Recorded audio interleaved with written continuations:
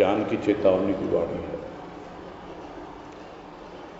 701 701 और इसमें कह रहे हैं गुरुदेव, मृत्यु तू भी बड़ी भयभीत करने वाली मूर्ति है। मृत्यु तू भी बड़ी भयभीत करने वाली मूर्ति है। मृत को अमृत पिलाने वाला प्रभु क्या करे, जब मृत्यु ही मृत्यु की पुकार कानों में गूंज रही है।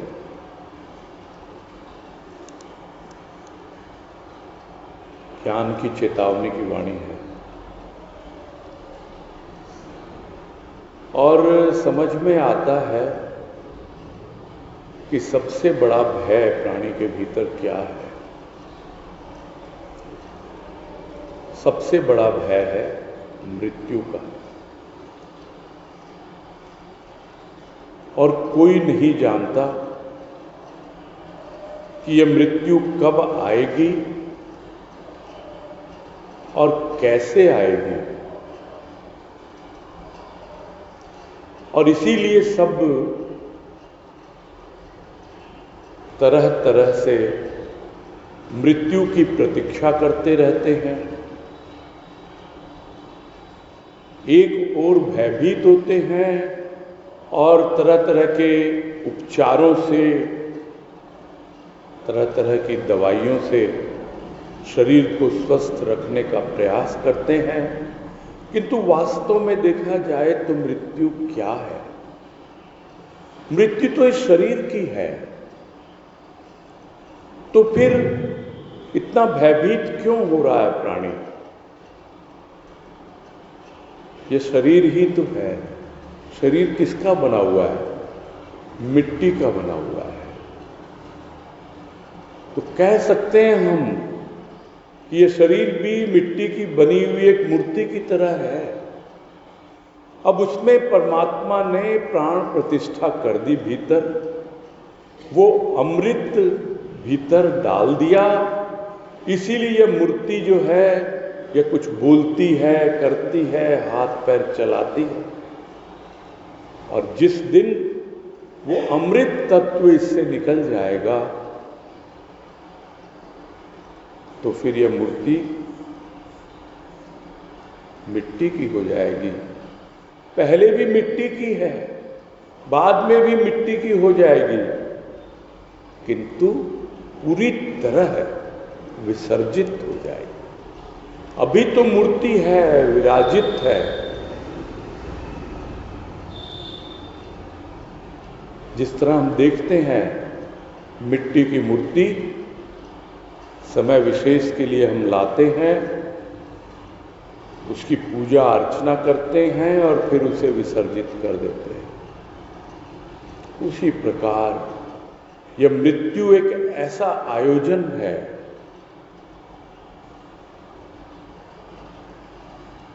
जो हमारे शरीर रूपी मूर्ति को विसर्जित कर देता है। और यह घटना जब घटित होती है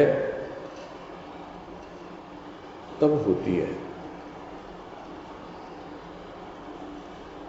किंतु उसके पहले न जाने ये मूर्ति कितनी भयभीत करती है कि शरीर मरेगा। अरे मरेगा तो मरेगा, क्या इसकी चर्चा करनी है? क्या मृत्यु की बातें करें? क्यों मरने की बात करें? हम तो अमृत की बात करें। तो कितना भी घोंट के कोई पिला दे, जो मृत को अमृत बना देता है, वो परमात्मा, वो सृष्टिकर्ता, वो प्रभु कितना ही इस मृत को अमृत पिला दे, किंतु जब तक प्राणी अपने देह बोध में है,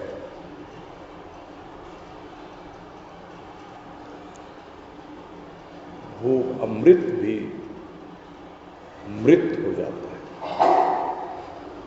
वो भी देह में घुल मिल जाता है और पिलाया हुआ सब बेकार हो जाता है।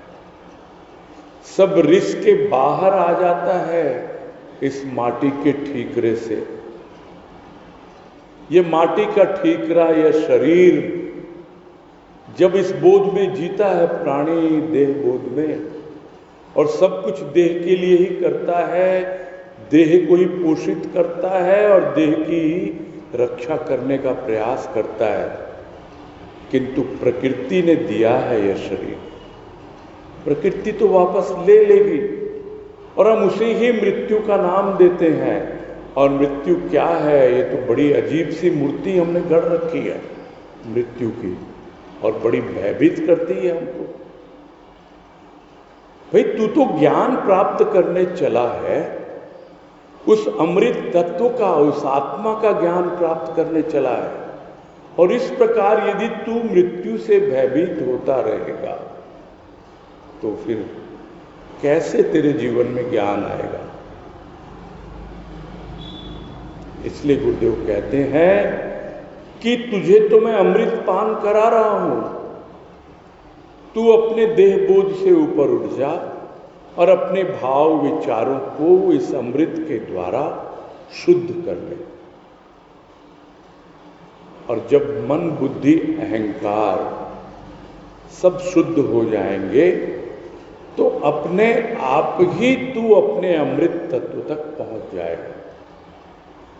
कुछ और करना नहीं होता है। जो इतने जन्म जन्मांतर से हम मरते चले आए हैं, शरीर मरता चलाया है, आत्मा नहीं मरती है, किंतु उस आत्मा के ऊपर भी इस सूक्ष्म शरीर का बोझ है, और यह सूक्ष्म शरीर मन बुद्धि अहंकार इस आत्मा को स्वतंत्र होने देता नहीं। इसी को कहते हैं संत महापुरुष कि ये पिंजरे का पंछी है यह आत्मा, इस देह रूपी पिंजरे में बंद हो गया। क्यों बंद हो गया? क्योंकि इसके पंखों पर इतना मैल डाल दिया, उड़ नहीं पाता, इसलिए उसे पिंजरा लेना पड़ता है। क्योंकि उड़ नहीं पाएगा तो कोई और जंतु जानवर उसे खा जाएगा। इसलिए देह के पिंजर में इस सूक्ष्म मन को, बुद्धि को, अहंकार को लेकर आत्मा बेचारी बैठ जाती है। किंतु जब कोई संत आता है और हमारे उस कीचड़ को साफ करता है अपनी वाणी के द्वारा,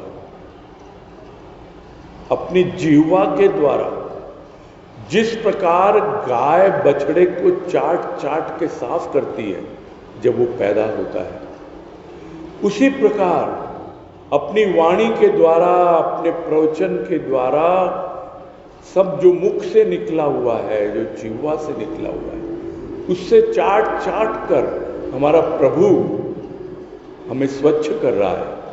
नहीं तो फिर ठीक है, फिर और कीचड़ डालते रहें उस पे, और यही कहेंगे अंत में कि पंख में फंस गए, कीचड़ में फंस गए, अब उड़ना कैसा? उड़ तो वही सकता है जिसके पंखों में कोई कीचड़ ना हो, कोई गंदगी ना हो, कोई मैल ना हो। तो उड़ते हैं प्राण पखेरु और जाकर उसी डाल पे बैठ जाते हैं जिस डाल पर सृष्टिकर्ता ने हमारे लिए स्थान बनाया। वो स्वयं प्रभु वहां हमारी प्रतीक्षा कर रहा है। तो क्या मृत्यु से घबरा रहा है? लोग कहते हैं प्राण निकलते हैं तो आकाश में उड़ते रहते हैं और खोजते रहते हैं एक और शरीर। क्यों खोजते हैं शरीर? इसलिए क्योंकि उन्हें वो डाल मिलती नहीं, उन्हें वो वृक्ष मिलता नहीं, उन्हें वहां पर बैठा हुआ कोई स्वागत करने के लिए मिलता नहीं। इसलिए तो मृत्यु से क्या घबराना? यदि हम स्वच्छ हैं, निर्मल हैं, यदि हमारे भीतर कोई विषय विकार नहीं, तो अपने आप ही हमें समझ में आ जाएगा। तो हम क्यों चर्चा करें मृत्यु की, क्यों भयभीत हो? क्यों ना हम अपने आप को यह जान लें, पहचान लें कि जो तू है वो मैं हूं। और फिर भी अगर संकोच होता है तो तू में मैं को मिला दे, जीते जी मिला दे, तब तू और मैं मिलके तुम ही बन जाएंगे। फिर हम उसी के नाम से जाने जाएंगे, हमारा कोई अलग परिचय नहीं होगा। तो प्रतीक्षा किस बात की है? अरे इस तू को मैं में मिलना ही है, मिलना ही है एक दिन इस तू को मैं में। मिलना है, आए जो मौत तो होना नहीं प्यारे तू विकल।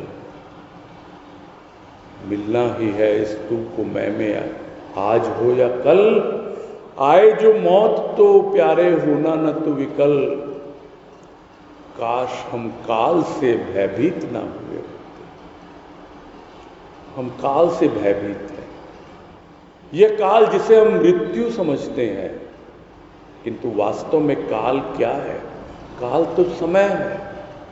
वो समय तो हर समय, हर वक्त विद्यमान है, वर्तमान में विद्यमान है।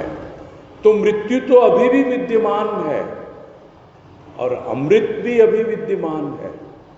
अब यह तो हमारी अपनी चॉइस है कि हम किसे चुनते हैं। हम अमृत को चुनते हैं या मृत्यु को चुनते हैं। और यदि हम अमृतत्व को चुनेंगे और सद्गुरु की कृपा का अनुभव करेंगे, तो अपने आप ही हम जान पाएंगे कि मृत को अमृत पिलाने वाला प्रभु क्या से क्या कर देता है। बशर्ते तुम मृत्यु मृत्यु की बातें न करो और मृत्यु से भयभीत न हो, बस। तो जिसका ज्ञान आने वाला है उसी के लिए चेतावनी है, बस तू अब तैयार हो जा। अब तू अपने अमृत तत्व तक पहुंचने वाला है, अपनी आत्मा तक पहुंचने वाला है। बस इस मृत्यु का भय छोड़ दे। और जिस दिन मृत्यु का भय दूर हो गया तो जीते जी मर गया। मर गया मतलब शरीर मर गया। अब वो देह बोध से ऊपर उठ गया। जो कुछ भी उसे अनुभव हो रहे हैं वो भीतर हो रहे हैं। और वही जीवन एक ओर जिंदा दिली है और दूसरी ओर वही जीवन जीवन मुक्त अवस्था है। जी रहा है जीवन, किंतु उन्मुक्त भाव से जी रहा है। जी रहा है जीवन, जिंदा दिली से जी रहा है। अब उसे न मृत्यु का डर है।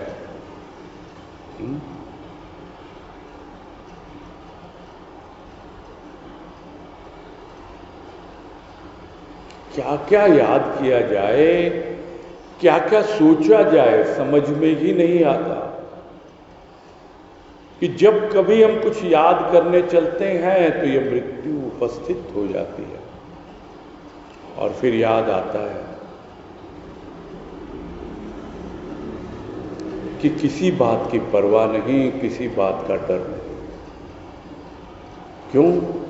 क्योंकि हमारे ऊपर तो सद्गुरु और बाबा की मेहर है। जब उसकी मेहर है तो किस बात का डर है। अब तो हम उस अमृत पर पहुंच रहे हैं, उस अमरता का बोध पाने के लिए तैयार हैं।